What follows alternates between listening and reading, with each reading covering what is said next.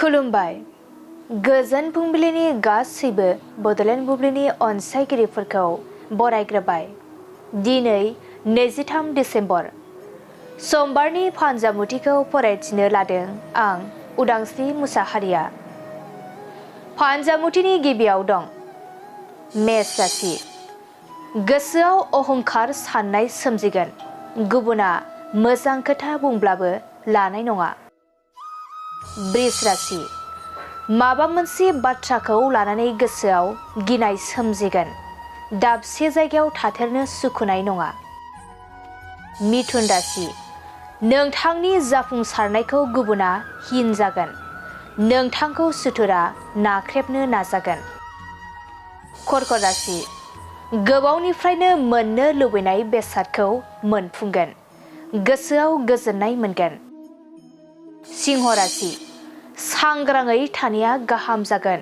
रांखावरिनि बेलायाव गुबुनजों फान्दाय जागोन। कन्या राशि। रांखावरि आरजिनानै लानो हागोन। बेफार फालांगियाव मुलाम्फा जागोन। तुला राशि। गोनांथार खामानिनि थाखाय गोजान जायगायाव थांनांगोन। खामानिखौ मावफुंनो हागोन। वृश्चिक राशि। न'खराव गोदान आलासि जोनोम मोनगोन। बयबो खुसिजों साग्लोबसारगोन। धनु राशि। दावबायनो लुबैनाय जायगायाव दावबायहैनो हागोन। रंजा बाजायैनो साना बारलांगोन। मकर राशि।